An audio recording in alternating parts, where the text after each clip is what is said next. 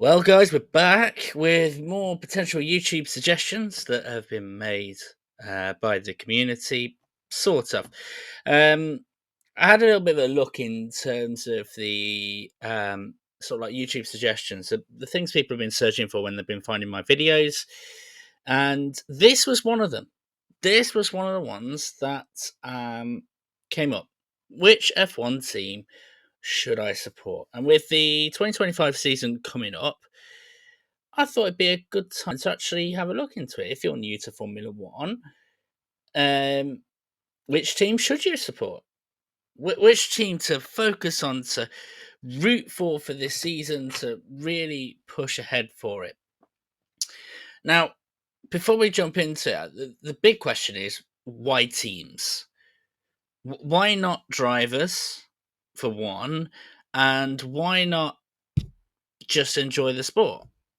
Well, just enjoying the sport is fine. But sometimes when you have that sort of focus on a certain team, a certain driver, it allows you to get a bit more invested in the sport, a little bit more invested into, let's say, pit stops, a little bit more invested into certain attempts at passes as to whether you think it's safe or dangerous or any sort of things like that. So why not the drivers? Why teams are not drivers? Well, the thing is with drivers, you can get your heart broken by drivers. Like the thing is the fact of, let's say, and because there was a heck of a lot of them, you were one of the ones that supported Daniel Ricciardo, and you get the heart broken by team moves and everything like that. Ultimately, F1 drivers' careers are shorter than those of teams. Teams normally last, let's say, 10, 12, 15 years, an F1 driver probably 5 or 6. And so just when your heart is really into it, you get your heart broken. So that's what we're going to do. What we're going to do is we're almost going to do a bit of a personality test based on each of the teams of what type of person are you based on the team you support. So then you can go, right, I am going to support this team.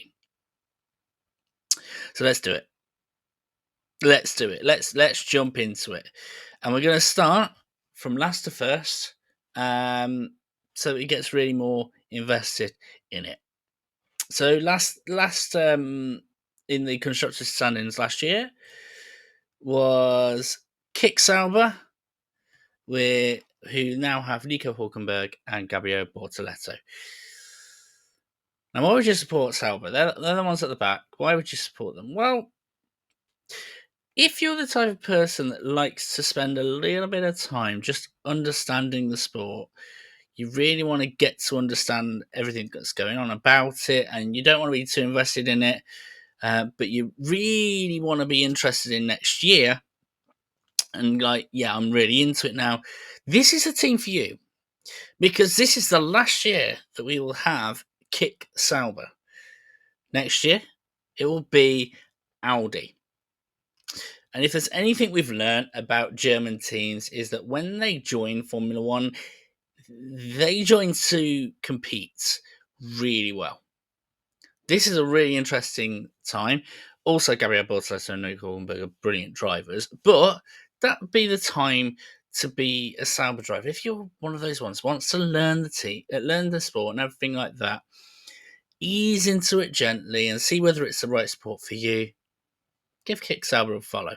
And if anything, just for that green, because damn, that green was fine. So that's Sauber. Next up the standings was Williams. So, who would be a Williams supporter? Well, Williams is probably the only team that is truly a British team. And that sounds a bit weird because Red Bull's based in Milton Keynes, McLaren's based in the UK, Aston Martin's based in the UK too. Aston Martin being the exception here, but Williams is the true British team because McLaren is technically from New Zealand, Red Bull technically from Austria, Aston Martin is technically Canadian, but we'll get into that in a bit later. But this is the team for those that love an underdog story. Mainly because Williams, up until quite recently, they were the family team. So Williams was actually named after Frank Williams, Claire Williams. Frank Williams started the team. They were not a wealthy family. They had to beg, borrow, and steal from other teams. They really grew up the ranks in the 70s or 80s, I think it was. And so, really, they struggle. 3-4 years ago, they were struggling to get even points, mainly down to Gotifi and Logan Sargent and all of those people. But they're starting to rise now. Yeah, and you might have seen my videos where I've basically predicted that hopefully that they get a podium this year. This is like the glow up team. They have a team principal who was one of the respected members of Mercedes about 3 years ago, in James Vowles. They have a brilliant driver pairing in Carlos Sainz and Alex Albon. Carlos Sainz sending it for Ferrari, absolutely brilliant pairing. And this team is slowly starting to grow and improve by the looks of things. So if you want to see a team rise up the rankings, I would say that Williams is your best shot of doing it. And like I say, the true underdog story, being powered by Duracell, of course. So that is the Williams reason. The underdog story, the British team. Who are next up in the leaderboard? Well, that would be Alpha. No. Toro. No. Visa Cash App Racing Bulls. A team that changes their name so often they don't know their own identity. So why would you support these? Well, these, if you like to see the next up and coming talent in Formula One, this is the team to do so. Whilst they don't officially make themselves out to be a Red Bull junior team, it's quite clear. Isaac Hadjar from the Red Bull program, Yuki Tsunoda from the Red Bull program. And you look at drivers that have driven for this team before. Max Verstappen's driven for this team before. Sebastian Vettel has. Daniel Ricciardo has. Liam Lawson has. Carlos Sainz has. Max Verstappen has. Pierre Gasly has. You want to see the next... Oh, Alex Albon as well. Forgot about him. You want to see the next up-and-coming talent. You want to see these guys, right? And this is that thing of seeing a young driver grow. Yuki Tsunoda right now is the young driver that has grown in maturity, not in height. And Isaac Hadjar is the up-and-coming driver who could follow that same route. Really fascinating team to watch. Really interesting team to watch. So if you do like having that sort of, see which drivers come in next, see where the talent is, maybe even be looking into the Formula 2 to see the next up-and-coming drivers and things like that, Visa Cash App Racing Bulls. Just make sure that you get the name right first time. So that is for Racing Bulls. How about Haas? Is Haas a simple one? Is that the one you just support if you're American? Well, no. Not anymore. Because this time next year, we'll have Cadillac. And so you'll end up with 2 American teams. I have no idea why you're going to support Cadillac, but that's another match altogether. So why are you going to support Haas? Well, this is if you like a surprise every now and again. Haas are the type of team that they finish 12th or 13th pretty much most of the races. But then all of a sudden we'll surprise with like a top 5 qualifying performance that can get them where you get to see some real defensive driving. And in Esteban Ocon, they have a very, very capable driver in doing that. And Oliver Behrman did that a couple of times last year as well when he was substituted in. This is, if you want to see a driver defend for their lives and see the art of defending, they will surprise. And you'll have it where, the races, you're just enjoying the race, and all of a sudden, ooh, Haas look good. Let's focus on them for a bit. They are the surprise package. Always worth looking at Haas. And they're starting to become the Japanese team. They're becoming not Tokyo Racing, Toyota Racing. Get it right. Very, very soon as well. So that is all very fascinating for that. We're starting to get up now. We're starting to get up to Alpine. Right, why would you support Alpine?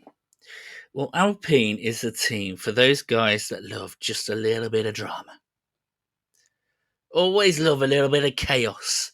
What's the next story? What's the next bit of gossip that's coming out? What's the next bit of chaos that we're about to see? Now, why am I saying that? It almost sounds like I'm downplaying Alpine. Well, history is kind of on my side here. Alpine has recently hired Flavio Briatore as their chief advisor. Now, anyone who knows anything about Flavio Briatore, whether that be the scandal in 2008 with regards to the potential race fixing that I think has pretty much been confirmed now, or the potential cheating that he used to do back in the day, little dodgy things, little things that were a little bit. And he is looking after the drivers for Alpine. Speaking of the drivers, again, Alpine has been at the centre of some quite crazy sagas. There's been teammate drama. We almost had what was branded as the French Revolution when Pierre Gasly and Esteban Ocon, both French drivers in a French car, were basically battling each other and almost wiping each other out. And it happened quite regularly and has been almost a staple of Alpine. Then a bit more into the situations.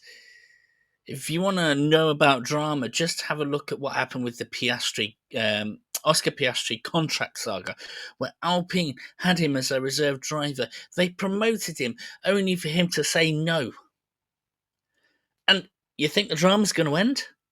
We've got a genuine situation where Jack Doohan could be out of a drive in as little as 5 races' time because, oh, by the way, Alpine have hired as their reserve driver Franco Colapinto. You know that guy that was driving incredibly well last year for Williams? Drama. Absolute drama. This is the place where you go if you want a story. Plus, if you like a bit of pink, because my goodness me, does that car look gorgeous. We're going up the leaderboard now. Here's the class team, apparently, Aston Martin. So it is definitely the class team. That green looks stunning, looks gorgeous. I quite like the white box as well on there, and that's just what Aston Martin are. But do you just watch Aston Martin because you're a class person? No, this is the team for those that enjoy a bit of rage. I mean, how the actual hell is Lance Stroll still in Formula One? This is the guy that willingly drove on a gravel trap last year. And this is the guy that many people claim is the bottleneck stopping drivers from progressing. That seat is almost wasted. And by the way, just throwing this out there, they've got Adrian Newey in their team, potentially building an incredible car for Fernando Alonso. Class driver. Lance Stroll, you're going to be raging a bit. You're going to see Lance Stroll performances and you're going to be screaming at the telly. So if you kind of like that, yeah, Aston Martin is for you. We're getting up to the final 4 now. Mercedes. Why would you support Mercedes? So, you can't support Mercedes because Lewis Hamilton's there, because he's not anymore. So what is it about Mercedes that makes them special? Well, they've got a bit of tradition about them. They still paid tribute to Niki Lauda, which is wonderful to see. But this is very much a German team. Are you the type of person that absolutely loves the rules? Are you the type of person that is all about team fairness? This is your team. Mercedes quite often don't have number one drivers or number two drivers. They let the drivers battle it out. You know, it's that thing of we're not going to get involved to see who the best driver is out of you. So you sort yourselves out, right? And you saw that with very famously with Hamilton and Rosberg. You also saw it with Hamilton and Bottas, where if Hamilton thought he was quicker and Bottas would let him by, but Hamilton wasn't quick enough to get past the other drivers, he would let Bottas back through because it's all about fairness. This is a mature team, minus Toto Wolff's meltdowns. But that's the reason why you would support Mercedes. Team fairness, loving the rules. That's why Toto Wolff has so many printouts. The final three coming to Red Bull now. Why would you support Red Bull? Red Bull is for the fan that loves the thrill of any extreme sport. If you want Formula One to be your gateway into other extreme sports, then Red Bull is the team to follow. Because yes, they have an F1 team, but they also have involvement in rally, in saloon car racing, in the Bathurst 3000. They have it in skiing, in snowboarding, in skateboarding, in sort of ice skating races, even cars without an engine. Probably one of my favourite sports is the Red Bull Soapbox Derby, which is hilariously funny. They have one in London. I would love to go there at some point and one day. But yeah, if you like your extreme sports, Red Bull's the place to go. And then you can just follow Red Bull wherever they are, which is all about extreme sports, which kind of makes sense given the fact that they are an energy drinks company. This is for the fan where F1 is just the start. There's nothing more. It's just the start. So that's those. We have two teams left. So Ferrari. Ferrari's the easy one. This is a team of passion. Even talking about Ferrari, you can't help but do the Italian gesture. This is for the love of Formula One. And I don't mean that just because it's Italian. Ferrari is the only team where they sell cars to fund them go racing in Formula One. Not racing in Formula One so they can sell more cars. And it's really impressive that this is a team that is backed so hardcore by a nation. For Italy, Formula One is a religion. It is so much a religion. It's so much a passion. You want to see what passion is. Just have a listen to the national anthem that was played at the winning podium of the Monza Grand Prix when Charles Leclerc won it, and hearing Italians absolutely belts out that anthem. There is no team that does passion like the Italians. There's no country that does passion like the Italians. There's no team that does passion like Ferrari. And right now, passion with just the right sprinkling of maturity in Fred Vasseur, who is probably one of my favourite team principals. I've enjoyed him ever since he was at Alfa Romeo. He's got a smart head on. That you are a passionate guy, and here's the thing: passion in the positive and the negative. If you're willing to have your heart broken and overcome with joy because of it, you can't go wrong with Ferrari. You genuinely cannot go wrong with Ferrari. It's a good laugh, actually. So, McLaren. Why would you support McLaren? Well, firstly, Zak Brown has been McLaren for a good while. He's a joyful character. He's someone you would enjoy. McLaren also, they are good at signing on drivers. Very good at signing on drivers. They know a good driver when they see one. Before AlphaTauri existed, McLaren was the team that just knew how to sign on a driver. That's why they've got Oscar Piastri. That's why they've got Lando Norris, which, by the way, potentially a bit of teammate drama. We saw that last year with them. But if you want to see just how competitive Formula One is, and you want to see the competitive side of Formula One, then McLaren's actually a really good place to go. Even when they were struggling, they were still competitive. They were struggling as a team, and Lando Norris was still getting seventh. That side of things definitely is the place to go if you want to see some competitive edges on it. Now, here's the thing. That's my viewpoint in terms of the personality test. Who would I support? Well, look, I'm a Lewis Hamilton fan, so I love my Ferrari, but I always love a little bit of chaos and drama, so I'm also an Alpine fan. Based on this video, based on this personality test, which F1 team would you be? Love to know your thoughts. And if you've got any other reasons why to support any of the teams, again, pop some comments down below. Again, I know I've said this plenty of times, which means I'm potentially doing a YouTuber's curse here. I feel like this is going to be such a feisty and competitive season. I can see any one of 6 drivers winning the World Championship. It is that competitive. So watch this space. Let's enjoy it all together. Let's have fun together. And until next time, guys.